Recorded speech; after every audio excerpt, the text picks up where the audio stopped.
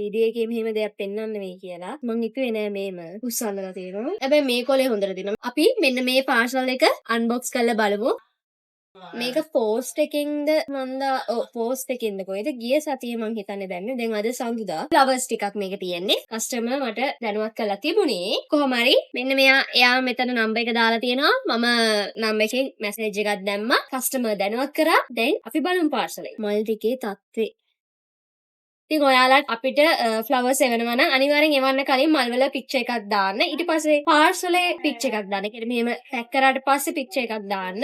එතකොට පුළුවන් නේ අපිට අඳුර ගන්න ඔයා එවපු මල් මොනවාද, මල් කොච්චරක් එව්වද, ඒ වගේම ඔයාගේ පාර්සලේ මොකක්ද. මේක පෝස්ට් එකේ ප්‍රශ්න නෙමෙයි. මං හිතන්නේ ගිය සතියේ දාපු හින්දා වෙන්න ඕන.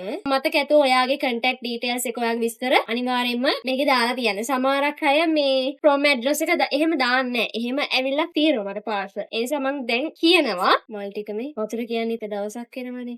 අනිවාර්යයෙන්ම කියනවා ඒ ටික දාන්න කියලා. නිකන් හරි මට ඔය ටික කටින් කියා ගන්න බැරි වුණොත් හදිස්සියේවත් සමහරවිට අපි බිසි අවස්ථා නැත්නම් මේ මොකක් හරි අමතක වීමක් වුණොත් ඉතින් එහෙම කියා ගන්න බැරි වුණොත් එන්නේ. ඒකයි මේ වීඩියෝ එකේ කියන්නේ. අනිවාර්යයෙන්ම ඔයාලගේ ඩීටේල්ස් එක්ක අපිට ෆොටෝ එකක් දාලා කියන්න. මල් ටික සවුත් වෙලා තියෙනවා. වතුර ස්ප්‍රේ කරලා තියෙනවා. නෑ මං හිතන්නේ. වතුර අයින් කරලානේ පැක් කරන්න කියන්නේ. අපි ඒව දැනුවත් කරනවා.